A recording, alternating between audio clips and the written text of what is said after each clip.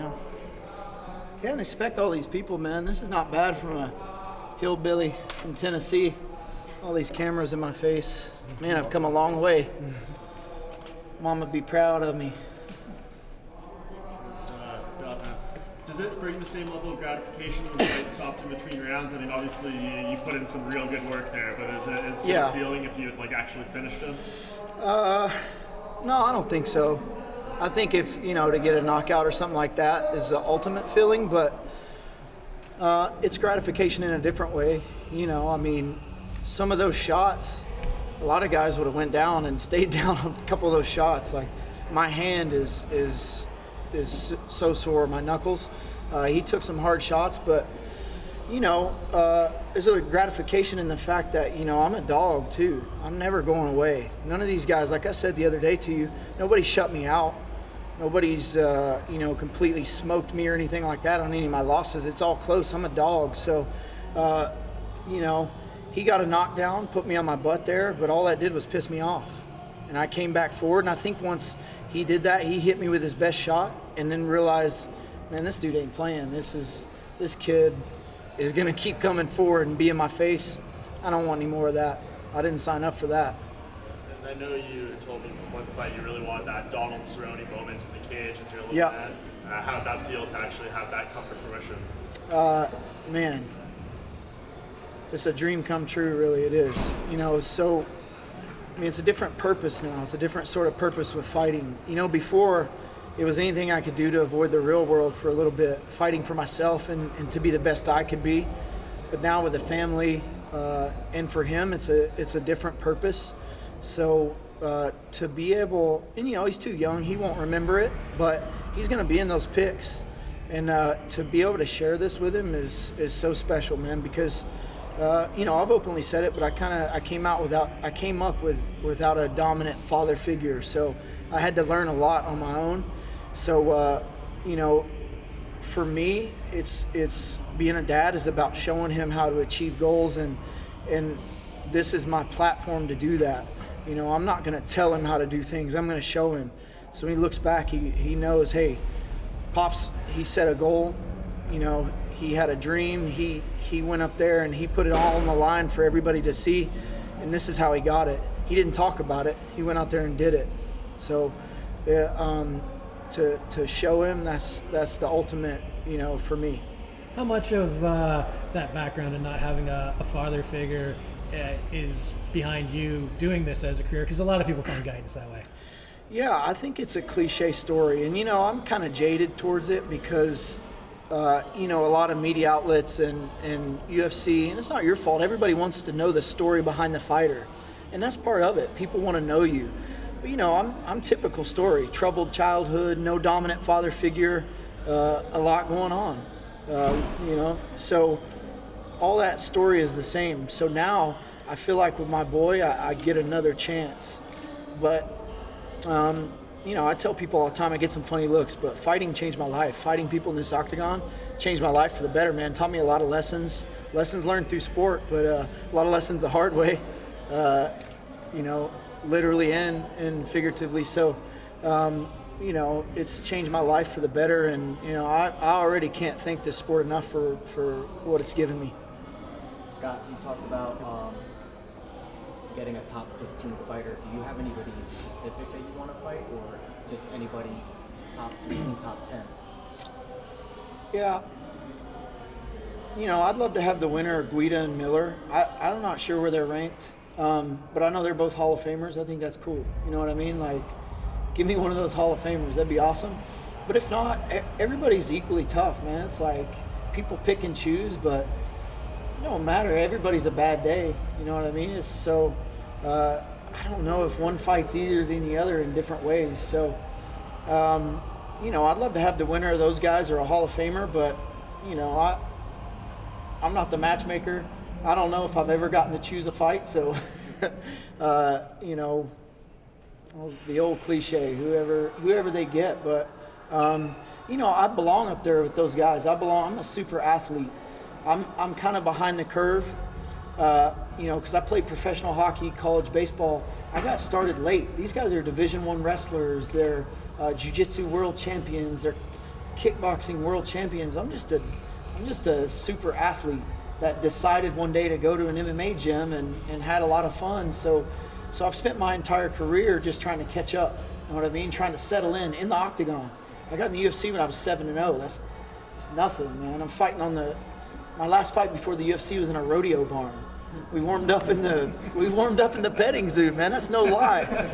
It smelled like cow manure in the. So, you know, I'm trying to catch up, but with this fight, I needed this fight with this matchup. When I saw it come across, obviously I didn't pick it. I'm not Sean Shelby. When I saw this matchup, I'm like, you know what? This dude throws down. This is an opportunity right here. So, you know, and when you're coming off a loss, you don't get to pick.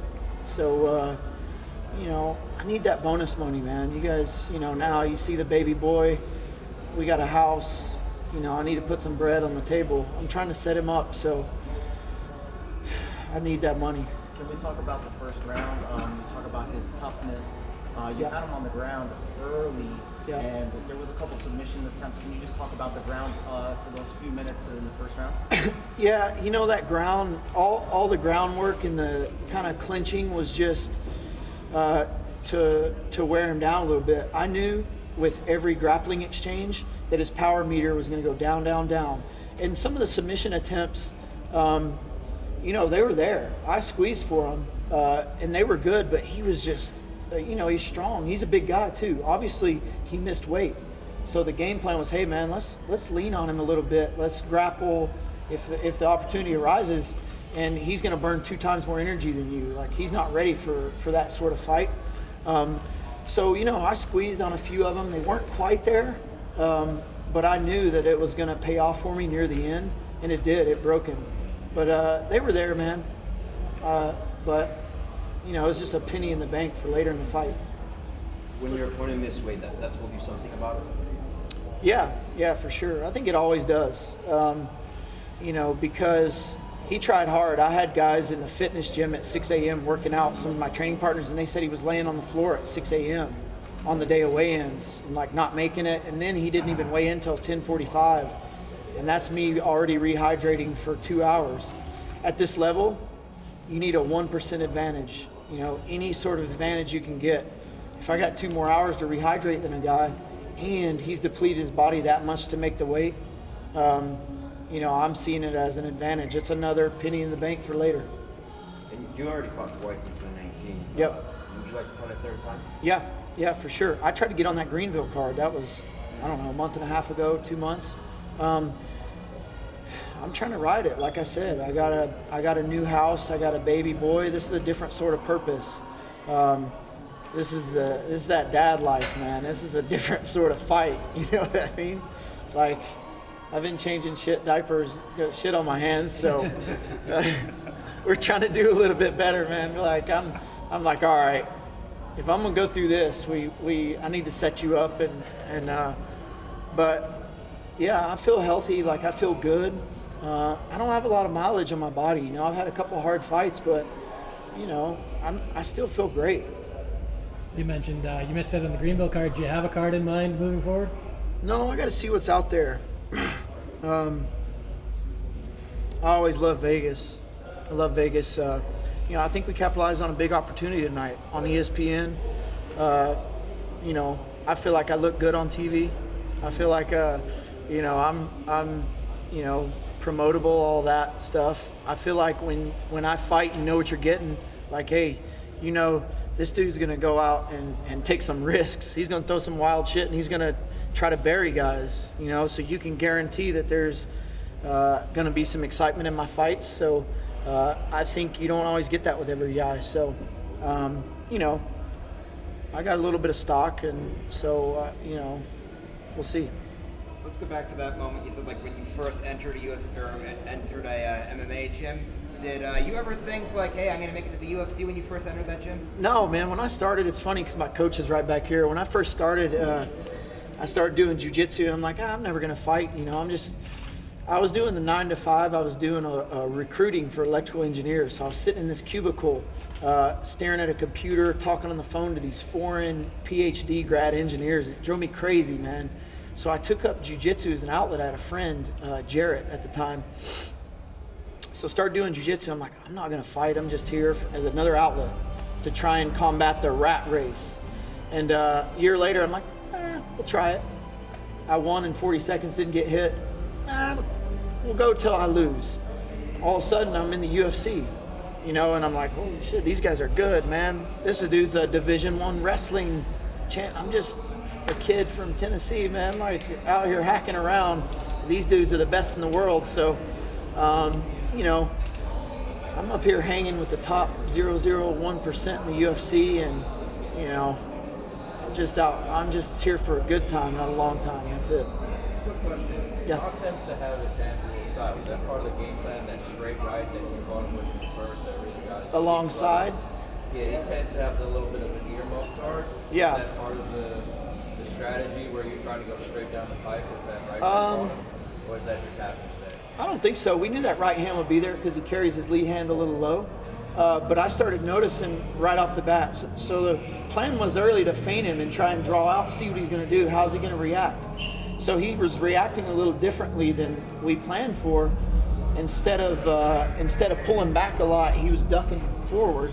So that's when that uppercut came in. So I feinted him, zipped that uppercut through there and smoked him. Hit him hard, and that's when he kind of stumbled back. But I noticed he was doing that. So, I mean, I'm always going to land right hands. It don't matter. It doesn't matter if it's the boogeyman out there, man. The right hand's coming. I'm going to throw him until I drop. So you're getting hit with one if you fight me, I promise. With the nickname Hot Sauce, do you get inundated with like people trying to give you hot sauce, trying to make you eat very spicy hot sauce? Does that become annoying as hell? It looks like it's not something you love.